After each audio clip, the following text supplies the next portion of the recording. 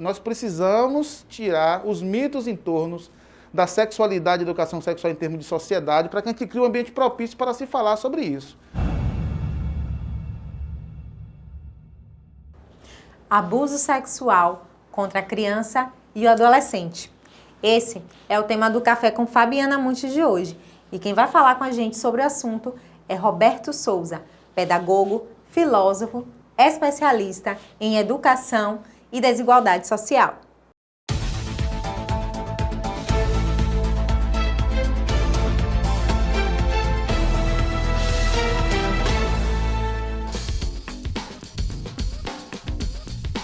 Roberto Souza, que prazer recebê-lo aqui no Café com Fabiana Monte. Roberto Souza. Muito obrigado pela oportunidade de a gente estar aqui hoje para conversar sobre proteção e desenvolvimento integral de crianças e adolescentes e juventudes. É isso aí, Roberto. Essa questão da violência sexual, né, e da educação sexual ainda é um tabu em nossa sociedade, mas a gente precisa abordar o tema, não é isso? A gente tem que abordar o tema porque o silêncio em torno dessa causa, Fabiana, ele só favorece abusadores, estupradores, autores de crime.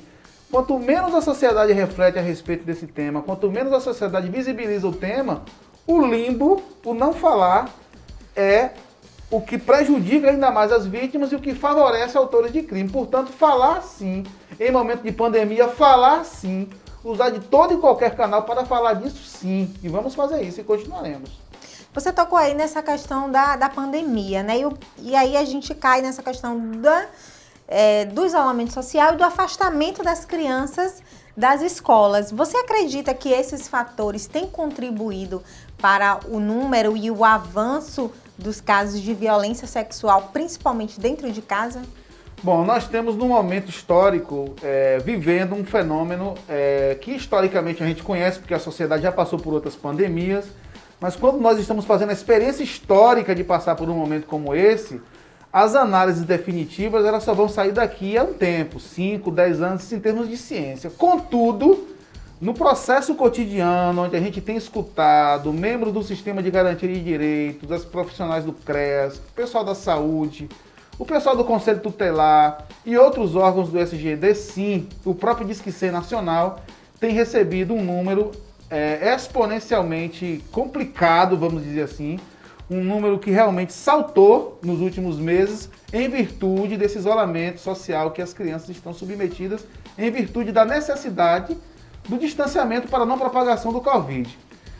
É preciso dizer que isso se dá em função de quê? Isso é contraditório, porque o Fique em Casa, que representa realmente a segurança da não propagação do vírus, é o Fique em Casa que também coloca as nossas crianças mais próximos dos seus algozes. Eu preciso dizer que, infelizmente, autores de abuso, autores de violência sexual contra crianças e adolescentes que se manifestam na forma de abuso, são pessoas ou do núcleo familiar ou das circunvizinhanças ou pessoas que de alguma maneira guardam alguma relação afetiva com essas crianças, com esses adolescentes.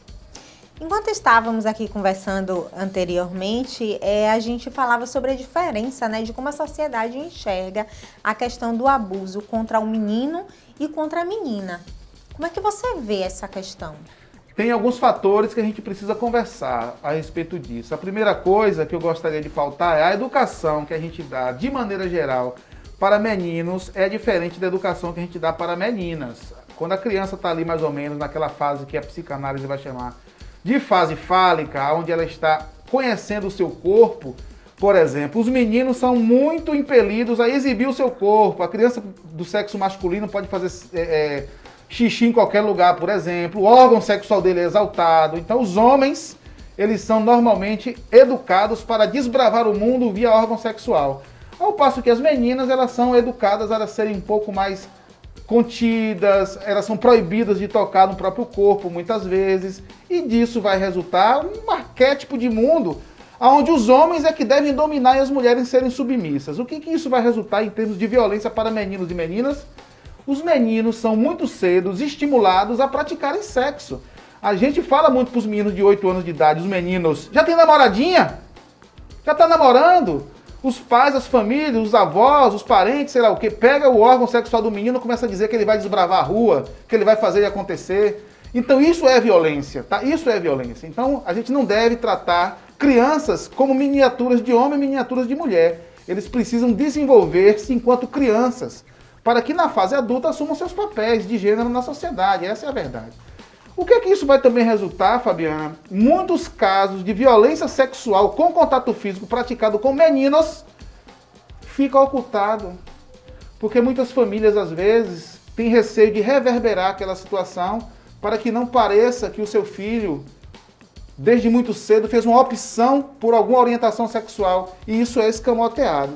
Se com as meninas já é, porque violência sexual é uma coisa muito subnotificada, com os meninos isso ainda é ainda mais rebatedor, ainda mais cruel. É importante pensar sobre isso, por isso que a gente é adepto da revisão a respeito do que é educação sexual, para que a gente possa ter uma sociedade menos doentia no que tange à violência. E quando começar a falar de educação sexual com crianças?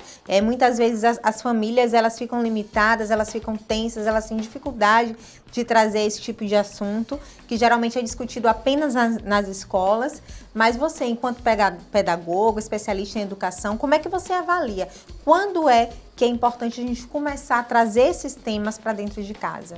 Pronto, eu acho que é importante acentuar que, assim, se a gente for pensar em termos do que é a nossa sociedade brasileira, né, discutir as questões mundiais, a gente já está 521 anos atrasado nesse sentido.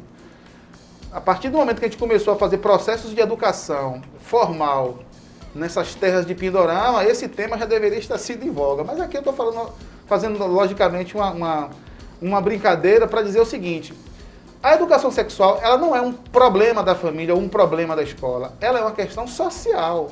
Nós precisamos tirar os mitos em torno da sexualidade e educação sexual em termos de sociedade para que a gente crie um ambiente propício para se falar sobre isso. Ponto. A gente precisa explicar, conversar socialmente sobre o que é o desenvolvimento da sexualidade na criança recém-nascida, para que a pessoa que cuida, a mãe, saiba que aquela criança tem um corpo e que ele está se desenvolvendo, o que é que isso representa. Né? Quando a criança começa a adquirir a linguagem, é importante que a gente ensine as partes do corpo para a criança com os nomes corretos. Olho é olho, ouvido é ouvido, mão é mão, mas o órgão sexual recebe tanto nome. Isso confunde a criança. Um alerta para os pais, um alerta para educadores. A criança, na fase inicial de aquisição da linguagem, ela cria a relação entre signo e significante. Quando ela olha para um objeto e ela aprende o nome dele, aquilo imediatamente remete ao objeto. Quando uma determinada parte do corpo tem tantos nomes, a criança cria uma certa confusão sobre o que é o quê. Na minha casa, o órgão recebe esse nome, na casa de outra recebe outro nome. Quando as crianças estão conversando, elas vão querer saber o que é que esses nomes significam. Então, a educação sexual, é claro que você pode dar nome carinhoso, não tem problema. Mas a gente precisa também ensinar qual é o nome correto, para que a gente possa socialmente pactuar isso. Quando a criança está começando a descobrir o seu corpo, naquela fase ali dos 4 ou 5 anos de idade, a gente precisa começar a falar sobre os cuidados com o corpo. Que ela deve tomar banho direito, que ela deve limpar o bumbum direito, que ela deve lavar o órgão sexual dela dessa forma. Ela precisa aprender a cuidar disso. E ela precisa aprender, por meio da educação, da família, da sociedade, da escola, de que o acesso ao corpo dela não deve ser alguma coisa simplesmente desbloqueada para adultos que chegam. Fabiana, você não sabe uma coisa que é extremamente violenta. A gente pega os recém-nascidos de quem quer que seja e sai beijando. Isso, além de ser uma atitude extremamente condenada do ponto de vista sanitário, isso não, a criança pequena não tem direito de dizer não. O beijo é uma coisa tão íntima. A gente, para ser beijado, a gente deveria querer ser beijado, não ser beijado assim involuntariamente. Olha quanta atitude de educação sexual que a gente pode ter e que é educativo. Porque a educação não é só esse palavreado que eu estou falando aqui, ela é principalmente o exemplo e a atitude. Com certeza, perfeito. Voltando ainda a essa questão da pandemia, a gente percebe que as crianças elas ficaram ainda mais expostas à questão da tela, né? E aí, como a gente conversava, a gente traz aí uma série de outros problemas, que é a questão da exposição a conteúdos pornográficos. Como é que você avalia essa questão? Eita, que agora a questão da violência sexual no meio virtual, ela a cada ano tem exigido da legislação em vigor que se atualize. Porque os criminosos sexuais, eles têm instaurado práticas que a gente tem buscado nomes e caracterizações. Inclusive, durante o processo de aulas online, a gente já teve alguns episódios, né? Exatamente. Então, tem muitas tipificações de crimes novos acontecendo no meio virtual. E violência sexual não é só toque, não. nós temos uma série de violências sexuais que são praticadas sem contato físico, inclusive lá nos meios virtuais. Pronto. No momento da pandemia, o que é que tem acontecido? A maior exposição ao tempo de tela, como você bem ressaltou, coloca as crianças num espaço de interação onde muitos criminosos atuam.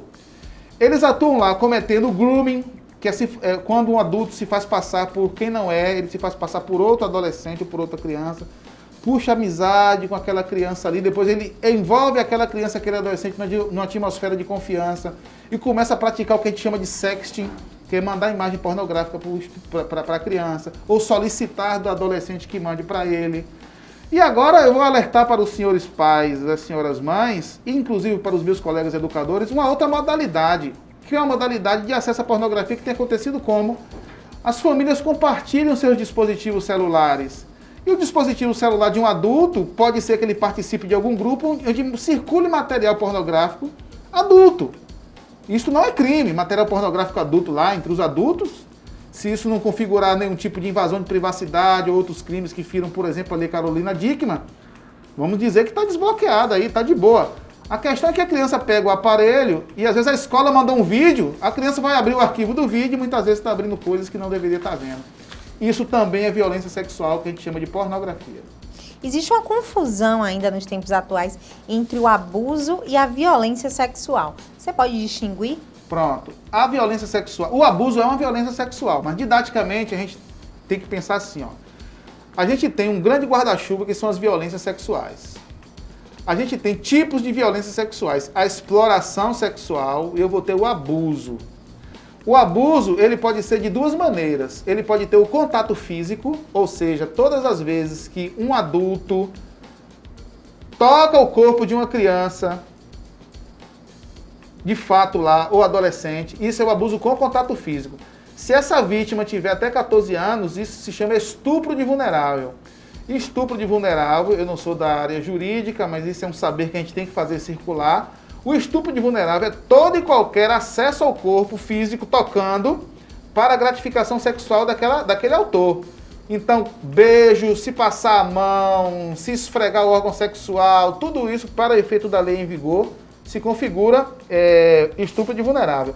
E eu vou ter uma série de outros abusos sem contato físico. Eu citei agora daqueles cometidos em meio virtual, que não tocou o corpo, mas cometeu o crime, tá? E eu vou ter, na outra esteira, a exploração sexual. A exploração sexual é quando alguém troca o favorecimento sexual por um bem. Pode ser droga, pode ser dinheiro, pode ser comida, tá? Então essas são as duas principais formas que a gente caracteriza as violências sexuais. Exploração e abuso. Sendo que em abuso eu tenho com contato físico, que é o estupro de vulnerável, e o sem contato físico, que é uma série de outros que a gente pode, numa oportunidade posterior, falar mais didaticamente a respeito. Roberta, a gente está finalizando.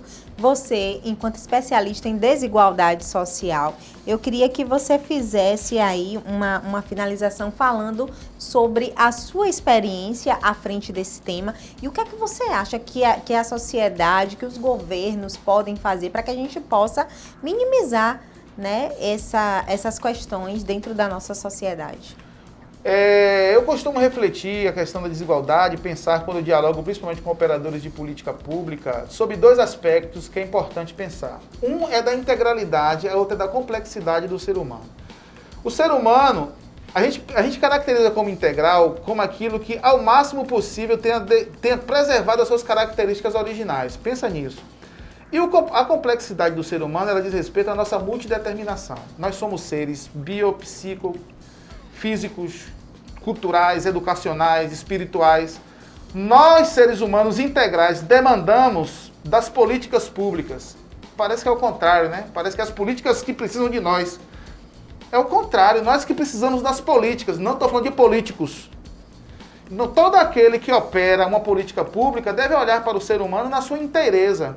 Ou seja, de que maneira eu, no meu lugar de operador de política pública, consigo atender às necessidades dos seres humanos reais que compõem um determinado território ou uma cidade. A desigualdade, ela se dá, Fabiana, pensando aqui neste fundo, apenas no campo filosófico que eu estou fazendo agora, é de que muitas vezes os seres humanos eles são olhados apenas por um aspecto. Numa Camaçari complexa como a nossa, por exemplo, as pessoas são olhadas como moradores da rua tal, não como seres humanos totais. Ou seja, se eu moro num determinado lugar de Camaçari, eu usufruo de determinadas políticas. Se eu moro em outra, eu não usufruo. Porque a territorialidade, muitas vezes, vai colocando as pessoas numa hierarquia de significação mais do que as outras. Então você vai olhar dentro de uma mesma cidade rica, gente que usufrui de muito desse quinhão de riqueza e, em contrapartida, outros que não veem nada. Então, quando a gente recuperar o sentido da integralidade, que todo ser humano é importante, porque é a dignidade do ser humano que garante a importância dele, não onde ele mora, não quanto ele tem, a família dele, ou o sobrenome dele, ou a origem dele, eu tenho a impressão que a gente começa a encontrar uma chave para pactuar certos sensos de igualdades. E isso não tem a ver com ter partido A, B ou C no poder, não tem a ver com minha preferência política por tal ou ícone ou aquele ícone, mas é a dignidade do ser humano que está no centro da cena. Então a gente começa a pensar numa política um pouco mais humana e um pouco mais direcionada para a dignidade. E é com essa palavra, dignidade para todos, que finalizamos hoje mais um Café com Fabiana Monte. Grande beijo e até a próxima!